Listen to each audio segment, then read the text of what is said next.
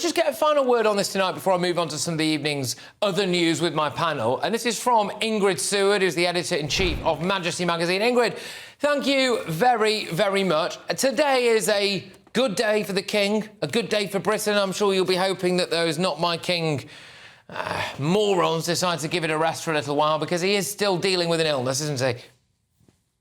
He's still dealing with an illness, and he appears to be dealing extremely well. I think he comes from the fact that he's extremely strong and fit. I think I understand that will help his treatment enormously.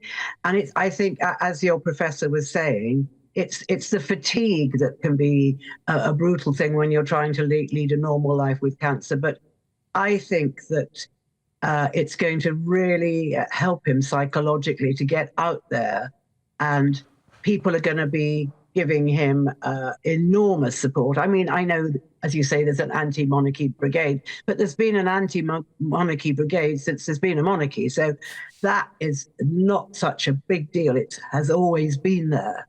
I feel that Charles is going to get a lot of support from the sort of joyousness of people seeing him and, you know, wishing him well. And I think that's going to be immensely important to him.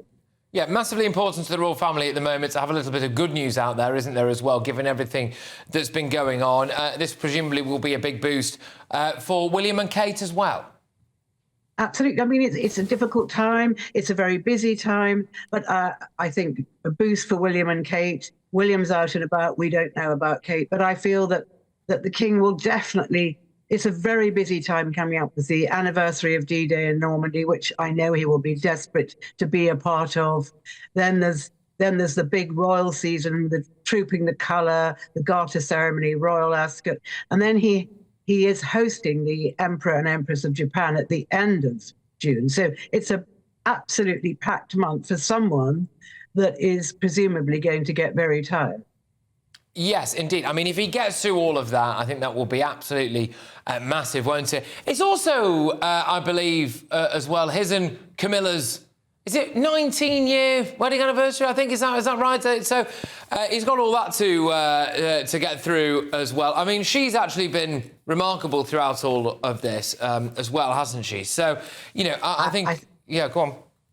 I think Camilla's been remarkable throughout the whole of their marriage.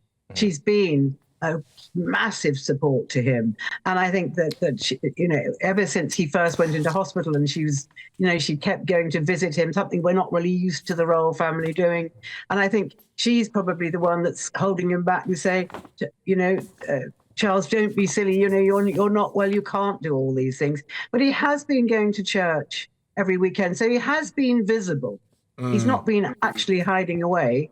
And I think that he very much relies on her support in every aspect of his life. Ingrid, look, thank you very, very much. Pleasure to have you on at the top of the hour this evening. All the best. OK.